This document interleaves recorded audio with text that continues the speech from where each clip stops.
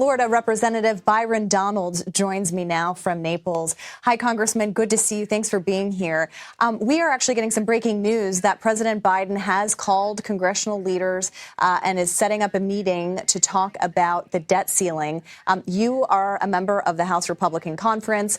Republicans in the House passed a debt limit bill last week that includes lots of other provisions as well.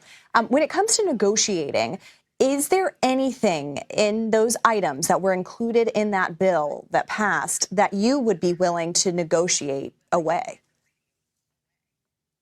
No, frankly, because our spending has gotten to a place where it's unsustainable, and we got to get back to pre-pandemic spending levels. Listen, when the pandemic started and the federal government ratcheted up spending because the economy was shut down, there was a point to be made that we needed to step in and do what needed to be done so the American people weren't harmed in the process because of the scourge coming from the Wuhan lab in China.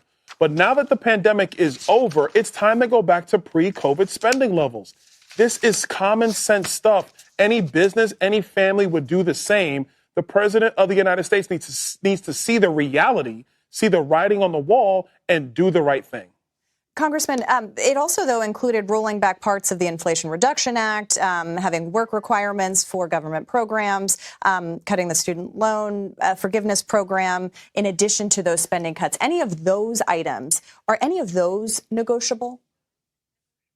Well, listen, first of all, the student loan debacle that Joe Biden created is unconstitutional. Congress never passed that. He did it with a pen, all by himself. Even Nancy Pelosi said he didn't have the authority to do it, but he did it anyway. That is unconstitutional. It's in violation of the law. The law never allows that. That's number one.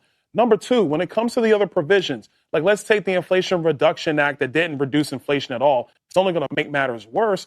In there are $1.2 trillion in subsidies for these Green New Deal companies that are going to make billions of dollars while we're spending money we don't have. If you want to have a clean energy program, a clean energy apparatus, let all of our energies compete, especially when solar panels and wind turbines are actually less green than things like nuclear and natural gas.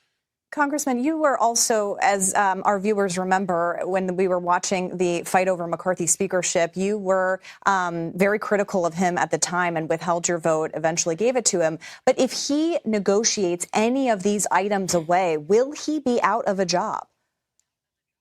Look, I'm not going to go that far. Kevin McCarthy is going to go in and do his job on behalf of the House of Representatives and the American people. He's going to negotiate and try to get to a place where there's a pathway to raising the debt ceiling. But let's be very clear.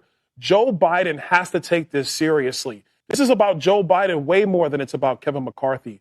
Joe Biden is the one that has spent recklessly. Joe Biden is the one that unleashed this inflation on the American people, where prices are up overall 30-40% on the American consumer. That's very devastating to all families. So he needs to step up and he needs to do the right thing.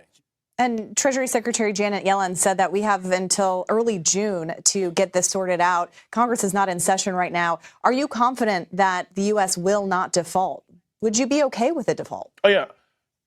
No. I'm very confident that we're not going to default. I think cooler heads are going to prevail. I think common sense is going to reign in Washington. And let's be very clear. Joe Biden's position in his own budget for spending $7 trillion next year is outrageous and obscene. We only raised $4.5 trillion in taxes. He wants to spend $7 trillion. So I would ask you and your viewers, who's more responsible? It is clearly House Republicans. We need to get back to pre-COVID spending. That is what 75% of the American people actually want.